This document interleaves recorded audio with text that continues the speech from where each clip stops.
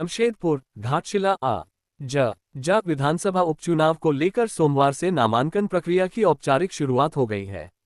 इच्छुक प्रत्याशी सुबह 11 बजे से दोपहर 3 बजे तक घाटशिला अनुमंडल कार्यालय में अपना नामांकन पत्र दाखिल कर सकते हैं। नामांकन दाखिल करने की अंतिम तिथि 21 अक्टूबर तय की गई है। जिला समाहरणालय में जिला निर्वाचन पदाधिकारी कर्ण सत्यार्थी ने उपचुनाव से संबंधित अधिसूचना जारी करते हुए बताया कि घाटशिला विधानसभा क्षेत्र में कुल 2,56,262 मतदाता हैं, जिनमें महिलाओं की संख्या पुरुषों से अधिक है। चुनाव के लिए 300 मतदान केंद्र बनाए गए हैं, जहां शांतिपूर्ण और निष्पक्ष मतदान के लिए सभी तैयारियां चल रही हैं। उन्होंने बताया कि दिव्यांग और वरिष्ठ नागरिक मतदाताओं के लिए विशेष होम वोटिंग सुविधा उपलब्ध कराई जाएगी ताकि वे भी लोकतांत्रिक प्रक्रिया में भाग ले सकें। मतदान केंद्रों पर सुरक्षा, पेयजल, शौचालय, रैंप और चिकित्सा सुविधा जैसी सभी आवश्यक व्यवस्थाएं सुनिश्चित की जा रही हैं। जिला प्रशासन का कहना है कि पूरा चुनाव प्रक्रिया निष्पक्ष, पारदर्शी और शांतिपूर्ण ढंग से संपन्न कराने के लिए हर स्तर पर सतर्कता बरती जा रही है। चुनाव प्रस्तावित है और आज उसका गजट नोटिफिकेशन आयोग के द्वारा कर दिया गया है, जो आपको पूर्व से भी प्राप्त सूचना होगी, परंतु सिंस आज गजट नोटिफिकेशन किया गया है तो जो हमारे इलेक्शन का शेड्यूल है उसको मैं पुनः एक बार दोहरा दूँ। आज 13 अक्टूबर 2025 को निर्वाचन की अधिसूचना हुई है, गजट नोटिफिकेशन हुआ है।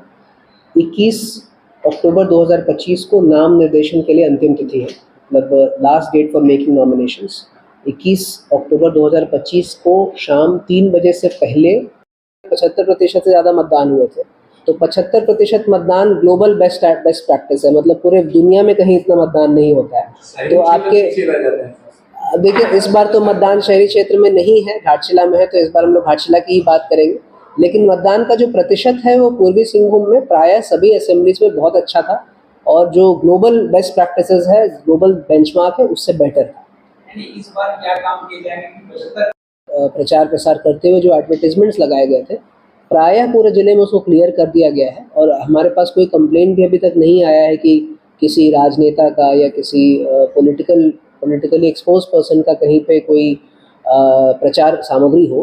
परंतु ऐसा नहीं कि चुनाव में आप प्रचार नहीं कर सकते, बट उसको आप जो प्रचार सामग्री लगाएंगे वो जो एमसीसी की प्रक्रिया है वो करने के उपरांत आप लगा सकते हैं।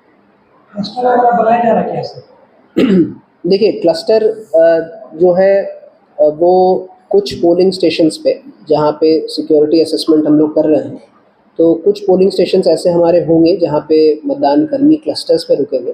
परंतु हमारा प्रयास ये है कि अधिकांश मतदान कर्मी वो सीधा अपने पोलिंग स्टेशन पर ही जाएं और रात में पोलिंग स्टेशन पर ही उनका आवासन हो, जो कि अब स्टैंडर्ड ऑपरेटिंग प्रोसीजर भी है हमारे स्टेट में, क्योंकि जो पूर्व में समस्या हुआ करती थी लॉ एंड ऑर्डर की, काफ़ी हद तक उसको कंट्रोल में ले लिया गया है।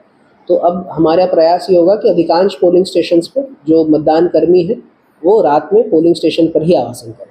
लेकिन कुछ जगहों पे ज्योग्राफिकल कारण के रीजंस के कारण या फिर सिक्योरिटी रिलेटेड रीजन के कारण कुछ जगहों पे क्लस्टर का भी निर्माण किया गया। फोर्स के लिए जितना डिमांड भेजा, देखिए, फोर्स का जो असेसमेंट है वो करके हम लोगों ने काफ़ी पहले ही भेज दिया था और उस पर विमर्श भी हम लोगों से किया गया है स्टेट के द्वारा और सी ऑफिस के द्वारा।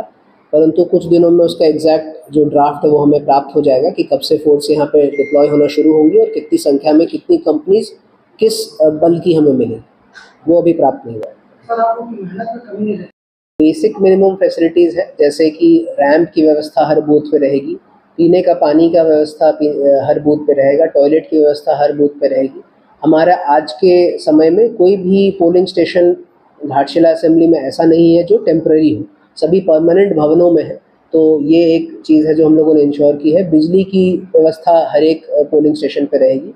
साथ ही साथ जो हमारे वॉलंटियर्स हैं उनके पास पीने का पानी इत्यादि, अगर कोई व्यक्ति कई बार थोड़ी लंबी यदि लाइन जाती है, जो हम लोग कोशिश कर रहे हैं कि इस बार ना हो, तो पीने के पानी की सुविधा रहेगी। एक मेडिकल पैरामेडिकल स्टाफ हर एक पोलिंग स्टेशन के साथ संबद्ध रहेगा, ताकि यदि कोई विपरीत परिस्थिति किसी पोलिंग पर्सनल के साथ या फिर किसी मतदाता के साथ भी आता है तो उसको इफेक्टिवली उसके साथ डील किया जा सके। साथ ही साथ सभी पोलिंग स्टेशंस पे सुरक्षा की जो व्यवस्था है वो सभी पोलिंग स्टेशंस पे रहेगी। और जो हमारे ओल्ड एज के सिटीजन्स हैं, तो ओल्ड एज के सिटीजन्स के लिए हम लोग ये प्रयास रहता है कि उन्हें लाइन में न खड़ा होना पड़े, वो तुरंत जो है अपने मतदान कार्य के लिए तुरंत जा सके। परंतु यदि कहीं पे लाइन की ज़्यादा लंबी लाइन है या फिर ईवीएम रिप्लेसमेंट में जब 10-15 मिनट का समय जो है वो कई बार लग जाता है, तो वैसी परिस्थिति में उनके बैठने की व्यवस्था रहेगी। जो हमारे दिव्यांग मतदाता हैं उनके लिए व्हीलचेयर की व्यवस्था हर एक पोलिंग स्टेशन पर रहेगी, ताकि वो सुगमतापूर्वक मतदान कर सकें। और उनके हेल्प के लिए ही वॉलंटियर्स भी रहेंगे जो 14 वर्ष से 17 वर्ष की आयु के रहेंगे, वेल ट्रेंड रहेंगे और दिव्यांग मतदाताओं को हेल्प करेंगे मतदान करने में। तो ये जो बेसिक फैसिलिटी का जो बैठक थी उसमें मुख्यतः हम लोगों को उनसे सहयोग एमसीसी एनफोर्समेंट में चाहिए। जैसे कि आप सभी जानते हैं कि कई बार चुनाव में कुछ फ्रीबीज का मूवमेंट होता है, लिकर का, कैश का मूवमेंट होता है।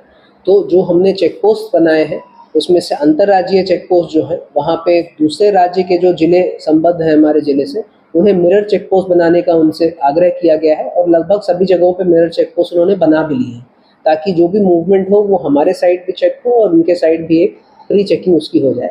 साथ ही साथ जो फ्रीबीज का मूवमेंट है, अगर वो ऐसा कुछ इंटेलिजेंस उनके पास है कि भारी संख्या में कैश, लिकर या अन्य फ्रीबीज हमारी सीमा में एंटर करने की संभावना है, तो हमें पूर्व में वो सूचना वो प्रेषित करेंगे।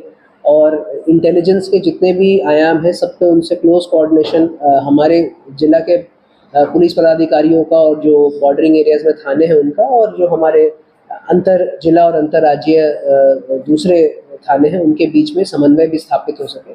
मुख्यतः इन बिंदुओं पर चर्चा हुई थी। हमारे 3 पोलिंग स्टेशंस हैं जहां से जब पार्टी पोलिंग कंप्लीट करा के पोलिंग पर्सनल वापस आते हैं तो लगभग 14-15 किलोमीटर का वेस्ट बंगाल का पोर्शन आता है। तो उस पोर्शन की जो सिक्योरिटी है वो वहाँ पे हम लोग को वेस्ट बंगाल की जो पुलिस है उनसे सहयोग चाहिए होगा। साथ ही साथ कुछ हमारे बॉर्डरिंग एरियाज़ ऐसे हैं जहाँ पे कोई मेडिकल इमरजेंसी होने की स्थिति में जो दूसरे स्टेट में या दूसरे ज़िले में अवस्थित मेडिकल फैसिलिटी है वो ज़्यादा क्लोज है बनिस्बत जो हमारे डिस्ट्रिक्ट में है।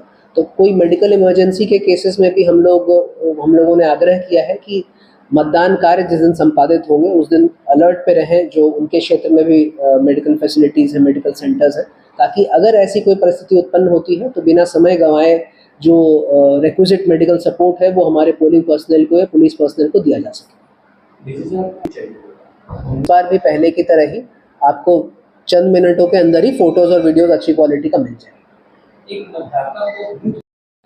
स्क्रूटनी का डेट 22 अक्टूबर 2025 को है।